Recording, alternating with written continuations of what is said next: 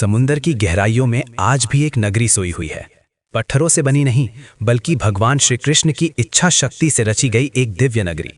वो नगरी जहां सोना जमीन था, जहां हवा मंत्र बोलती थी और जहां स्वयं श्री कृष्ण ने मानव रूप में राज किया। उस नगरी का नाम था द्वारका। आज भी वैज्ञानिक कहते हैं समुद्र के नीचे कुछ तो है, लेकिन शास्त्र कहते हैं वहां सब कुछ है। ये कथा तब की है जब मथुरा की धरती रक्त से भीग चुकी थी। कंस के मरने के बाद भी शांति नहीं आई थी। जरासंध, वो राजा जिसने मथुरा पर 17 बार हमला किया, हर बार श्री कृष्ण ने युद्ध जीता, लेकिन वे जानते थे धर्म केवल युद्ध से नहीं, बुद्धि से भी बचाया जाता है। एक रात यमुना के तट पर खड़े होकर श्री कृष्ण ने आकाश की ओर देखा। उनकी आंखों में युद्ध नहीं, भविष्य था। तभी उन्होंने कहा, अब समय आ गया है मथुरा छोड़ने का और एक नई नगरी बसाने का। बलराम चौंक गए, उद्धव मौन हो गए, लेकिन श्री कृष्ण मुस्कुरा रहे थे। श्री कृष्ण पश्चिम दिशा की ओर चले, जहां केवल समुद्र था। उन्होंने समुद्र देव से कहा, हे सागर, मुझे भूमि दो धर्म की रक्षा के लिए। समुद्र कांप उठा, लहरें थम गईं और तभी समुद्र पीछे हटने लगा। देखते ही देखते समुद्र के बीचों बीच एक भूमि उभरी। वहां न कोई मजदूर था, न कोई हथौड़ा, केवल विश्वकर्मा प्रकट हुए। उन्होंने कहा, हे माधव, कैसी नगरी चाहिए? श्री कृष्ण बोले, ऐसी नगरी जिसे देवता भी देखने आए। कुछ ही समय में द्वारका खड़ी थी। 9 लाख महल, रत्न जड़े द्वार, सोने की सड़कें और बीचों बीच श्री कृष्ण का महल द्वारकाधीश। ये कोई सामान्य नगर नहीं था, ये धरती पर वैकुंठ था। जब द्वारका पूर्ण हुई तब केवल इमारतें नहीं बनी, एक नया युग जन्मा। मथुरा से यादव वंश के लोग अपने आराध्य के साथ समुद्र किनारे उस स्वर्ण नगरी में आए, जहां हर श्वास में शांति थी और हर दृष्टि में सुरक्षा। द्वारका में कोई भूखा नहीं था, क्योंकि वहां न्याय स्वयं राजा था, और वो राजा थे श्री कृष्ण। श्री कृष्ण सिंहासन पर बैठे, पर उनका राज्य अहंकार का नहीं था। वे स्वयं दरबार में सबकी बात सुनते, किसान की भी, व्यापारी की भी और साधु की भी। जहां अन्य राजाओं के राज्य तलवार से चलते थे, वहां द्वारका चलती थी धर्म और करुणा से। विदर्भ देश में जन्मी एक कन्या रुक्मणी, बचपन से ही उसने सुनी थी श्री कृष्ण की लीलाएं। हर कथा, हर भजन उसके हृदय में प्रेम बनकर उतरता गया। धीरे धीरे उसका जीवन केवल एक नाम पर टिक गया, माधव। लेकिन विधि ने उसके लिए कठिन परीक्षा लिखी थी। रुक्मणी का विवाह शिशुपाल से तय कर दिया गया, वही शिशुपाल जो श्री कृष्ण का कट्टर विरोधी था। रुक्मणी का हृदय टूट गया, पर उसका विश्वास नहीं।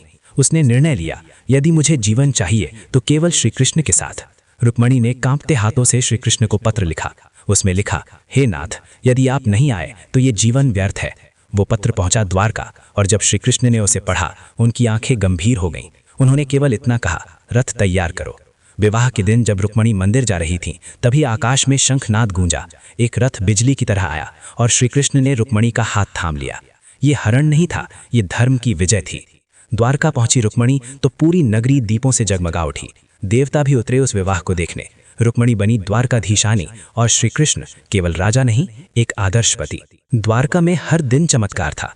सुबह शंखनाद, संध्या आरती और रात को स्वयं श्री कृष्ण नागरिकों के हाल पूछते। ये नगरी ईंट पत्थर से नहीं, विश्वास से बनी थी।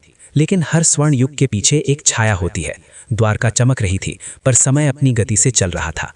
जो नगरी समुद्र से निकली थी, एक दिन उसी में समाने वाली थी। द्वारका में जब सूर्य उगता था तो वो केवल दिन की शुरुआत नहीं, वो धर्म का अभिषेक होता था। शंखनाद से आकाश गूंजता, मंदिरों में दीप जलते और समुद्र की लहरें मानो प्रभु को प्रणाम करती। ये नगरी राजा के भय से नहीं, प्रेम के नियम से चलती थी। लोग पूछते हैं, श्री कृष्ण की 16,108 रानियां कैसे? पर सत्य ये है, वे विवाह नहीं, उद्धार थीं। नरकासुर के कारागार से मुक्त की गई वे नारियां समाज द्वारा ठुकराई जा चुकी थीं। श्री कृष्ण ने उन्हें कहा, जो संसार तुम्हें नहीं अपनाता, मैं अपनाता हूं। और वही नारी द्वारका की रानी बनी। योग माया से श्री कृष्ण एक नहीं, 16,108 रूपों में प्रकट हुए। हर महल में वे पति थे, हर गृह में वे गृहस्थ थे। ये लीला बताती है, ईश्वर एक साथ सबके जीवन में उपस्थित हो सकता है। द्वारका के बाजारों में रत्न खुले बिकते थे, सोना साधारण था और संतोष सबसे बड़ा धन। कोई चोरी नहीं, कोई भय नहीं, क्योंकि वहां अधर्म को स्थान ही नहीं था। उसी द्वारका में एक दिन फटे वस्त्रों में एक ब्राह्मण आया। नाम था सुदामा, बचपन का मित्र, लेकिन गरीबी का बोझ उसके कंधों पर झुका हुआ था। जैसे ही श्री कृष्ण ने सुदामा को देखा, सिंहासन छोड़ नंगे पांव दौड़ पड़े। द्वारकाधीश मित्र के चरण धोने लगे। रानियां चकित थीं, देवता नतमस्तक, क्योंकि वहां मित्रता का राज्याभिषेक हो रहा था। सुदामा कांपते हाथों से पोटली खोलता है, उसमें थे बस कुछ चावल। श्री कृष्ण ने उसे अमृत की तरह खाया और बिना कुछ कहे सुदामा को विदा कर दिया। जब सुदामा घर लौटा तो उसकी झोपड़ी महल बन चुकी थी। पर सबसे बड़ा चमत्कार ये नहीं था, बल्कि ये था कि सुदामा का अहंकार नहीं बढ़ा। द्वारका केवल भोग की नगरी नहीं थी, वो योग की पाठशाला थी, जहां श्री कृष्ण हर दिन सिखाते थे, कर्तव्य करो, फल मुझे सौंप दो। ये वही ज्ञान था जो आगे चलकर गीता बना। लेकिन समय किसी का प्रतीक्षालय नहीं। द्वारका अपनी चरम शोभा पर थी, पर काल चक्र धीरे धीरे घूम रहा था। जो नगरी अमर प्रतीत होती थी, उसकी घड़ियां अब गिनी जाने लगी थीं। कुरुक्षेत्र का युद्ध समाप्त हो चुका था। पांडवों की विजय हुई, पर पृथ्वी शोक में डूबी थी। द्वारका शांत थी, लेकिन ये शांति तूफान से पहले की थी। श्री कृष्ण जानते थे, अब युद्ध बाहर नहीं, भीतर होगा। यादव वंश स्वयं को अजेय मानने लगा था। जिनके राजा स्वयं भगवान थे, उनमें भी अहंकार पनपने लगा। शक्ति, वैभव और मदिरा तीनों ने विवेक को ढक लिया। श्री कृष्ण देखते रहे, चुपचाप। एक दिन कुछ यादव युवकों ने ऋषियों का उपहास किया। सांब को गर्भवती स्त्री बनाकर मजाक किया गया। ऋषियों की आंखें क्रोध से नहीं, धर्म से जल उठीं। ऋषियों ने कहा, जिस गर्भ का तुम उपहास कर रहे हो, वही यादव वंश का विनाश करेगा। और उसी क्षण सांब के गर्भ से लोहे का मूसल उत्पन्न हुआ। यादव डर गए, पर समय नहीं रुका। यादवों ने मूसल तोड़ दिया, लोहे को चूर्ण कर समुद्र में बहा दिया।